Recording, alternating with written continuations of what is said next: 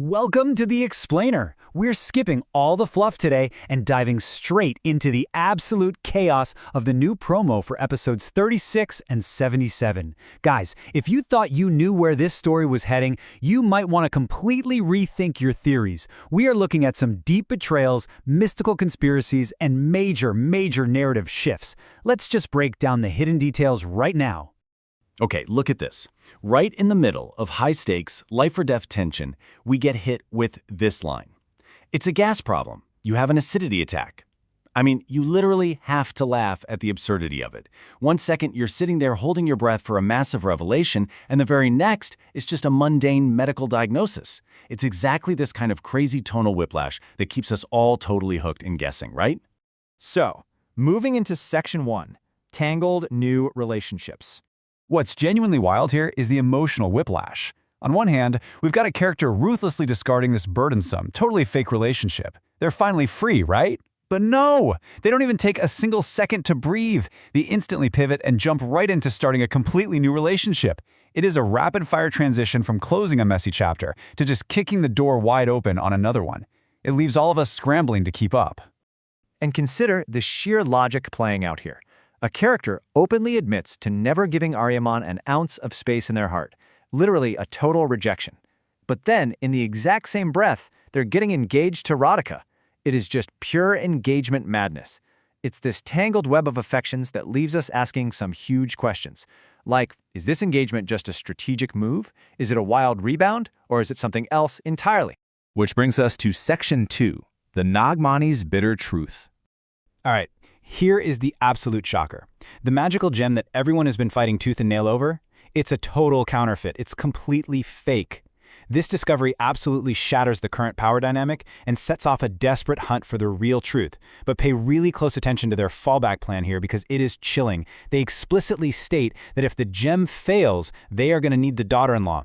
So suddenly, this mystical treasure hunt turns into a direct, terrifying threat against the family. Let's actually trace how fast this escalates.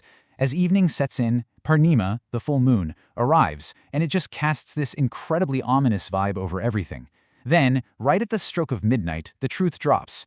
Errol discovers the Naagmani is fake, and he doesn't waste a second. By dawn, he's already thrown together a desperate plan to uncover all the secrets by literally kidnapping Ananta. The way this escalates over just a single night pushes literally everyone right to the edge.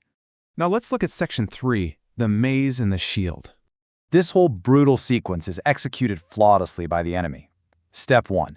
They meticulously set up the chakra view, this inescapable, labyrinth-like trap. And then for Step 2, we see Barney's unwavering loyalty in action. She literally throws herself into the line of fire to act as a human shield for her Nagrani, Ananta. But here is the heartbreaking part in Step 3. The heroic act goes completely south, and Barney gets disastrously trapped in the snare that was meant for her queen. It perfectly illustrates the incredibly high cost of loyalty. And that leads us right into Section 4, start of the final chapter. Okay, before any timeline resets happen, Ananta is cleaning house. This is the chilling reality of her pre-leap kill list. Karan is officially marked for a violent end. His time is up, folks. But the promo promises us he is definitely not alone. Several other hidden enemies are going to be dealt with too. Ananta is making absolutely sure that anybody who crossed her pays the ultimate price before this slate is wiped clean. So this massacre, it's not just an ending. It is a violent rebirth.